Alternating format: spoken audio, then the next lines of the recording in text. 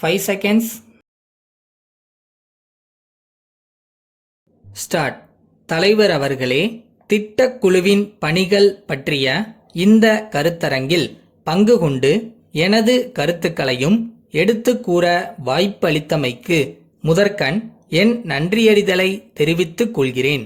மத்திய அமைச்சரவையில் நிறைவேற்றப்பட்ட ஒரு தீர்மானத்தின்படி மத்திய திட்டக்குழு அமைக்கப்பட்டது என்பதை நாம் அனைவரும் அறிவோம்.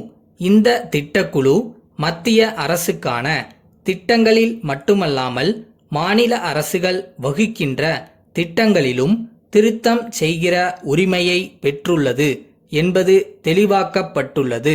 இந்த திட்டங்களுக்கான மானியங்களையும் கடன்களையும் நிர்ணயம் செய்கிற உரிமையும் அதற்கு உள்ளது. மேலும் மாநில அரசு துறைகளில் நிறைவேற்றப்படும் திட்டங்களையும் மேற்பார்வையிடுகிற அதிகாரமும் திட்டக்குழுவிற்கு உள்ளது. இத்தனை அதிகாரங்களும் மத்திய திட்டக்குழுவுக்கு உள்ளது என்பதை நினைவுபடுத்த விரும்புகிறேன். நிதி ஆணையம் அரசியல் சட்டப்படி அமைக்கப்பட்டு இருந்த போதிலும் நடைமுறையில் அதைவிட அதிக அதிகாரம் படைத்ததாக திட்டக்குழு விளங்குகிறது என்று சொல்லிக்கொள்ள ஆசைப்படுகிறேன். மாநிலங்களின் அதிகாரத்திற்குட்பட்ட துறைகளுக்கு தேவையான நிதியையும் திட்டக்குழு நிர்ணயித்த பரிந்துரையின்படி மத்திய அரசு வழங்குகிறது. எனவே மாநிலத்துக்கு உள்பட்ட துறைகளிலும் மத்திய அரசு ஆதிக்கம் செலுத்துவது தெளிவாக புலனாகிறது என்பதையும் இந்த நேரத்தில் சொல்லிக்கொள்ள பெரிதும் விரும்புகிறேன். நிர்வாக சீர்திருத்த ஆணையம் அமைத்த ஆய்வுக்குழுவும் மாநிலங்களுக்கு அதிக அதிகாரம் அளிப்பது பற்றி அமைக்கப்பட்ட ராஜமன்னார் குழுவும் திட்டக்குழுவின் அதிகாரங்கள் குறித்து கண்டனம் தெரிவித்துள்ளன என்பதையும் சுட்டிக்காட்ட விரும்புகிறேன்.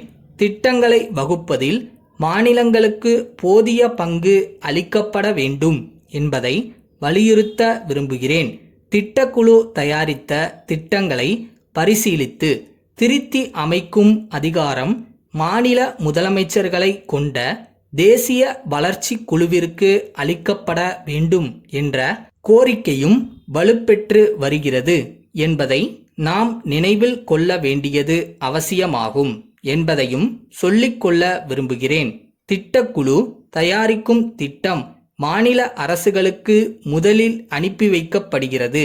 அதை அடிப்படையாக கொண்டு தங்கள் திட்டங்களை மாநிலங்கள் உருவாக்குகின்றன. அவற்றை மீண்டும் திட்டக்குழு பரிசீலனை செய்து சிலவற்றை நீக்கி சிலவற்றை சேர்க்கிறது என்பது தெரிந்ததே. இதில் தலையிடும் உரிமை மாநிலங்களுக்கு இல்லை என்பது வருந்தத்தக்கதாகும் என்பதை எடுத்து கூற ஆசைப்படுகிறேன். மத்தியிலும் மாநிலங்களிலும் ஒரே கட்சி ஆட்சி நடத்திய காலம் வரையில் அக்கட்சியின் பொருளாதார கொள்கையின் அடிப்படையில் தயாரிக்கப்பட்ட திட்டங்களை மாநிலங்கள் அப்படியே ஏற்றுக்கொண்டு நிறைவேற்றியதில் ஆச்சரியமில்லை. பல்வேறு கட்சிகளில் மாநிலங்களில் ஆட்சி பொறுப்பை ஏற்று நடத்த தொடங்கிய பின்னர் அதே நிலைமையை எதிர்பார்ப்பதில் பொருள் இல்லை. இந்திய அரசியல் சட்டத்தின்படி பல்வேறு கட்சிகள் மத்தியிலும் மாநிலங்களிலும் ஆட்சிக்கு வரலாம் என்ற நிலைமையை எல்லோரும் ஒத்துக்கொண்டிருக்கிறார்கள். இதே நிலைமையை திட்டக்குழுவும் ஏற்றுக்கொண்டு நடைமுறையில் பின்பற்ற வேண்டும் என்பதை வலியுறுத்தி கூற ஆசைப்படுகிறேன். அரசியல் ரீதியான கூட்டாட்சியில் ஒரே மாதிரியான பொருளாதார திட்டம் என்பது சாத்தியமில்லை என்பதை ஒப்புக்கொள்ளத்தான் வேண்டும். அரசியல் சட்டத்தின் அதிகாரம் பெற்ற நிதி ஆணையம் மாநிலங்களுக்கு ஒதுக்கும் தொகையை விட அரசியல் சட்ட அங்கீகாரம் பெறாத திட்டக்குழு அதிகமான தொகையை ஒதுக்கும் அதிகாரத்தை பெற்றுள்ளது என்பதை நடைமுறையில் பார்க்கிறோம்.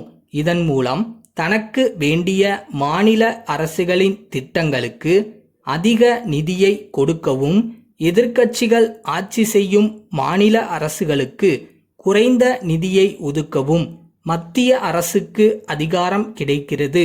திட்டக்குழு என்பது ஆலோசனை குழுவாக மட்டுமே இருக்க வேண்டும் என்ற என் கருத்தினை தெரிவித்து என் உரையை முடித்துக் கொள்கிறேன்.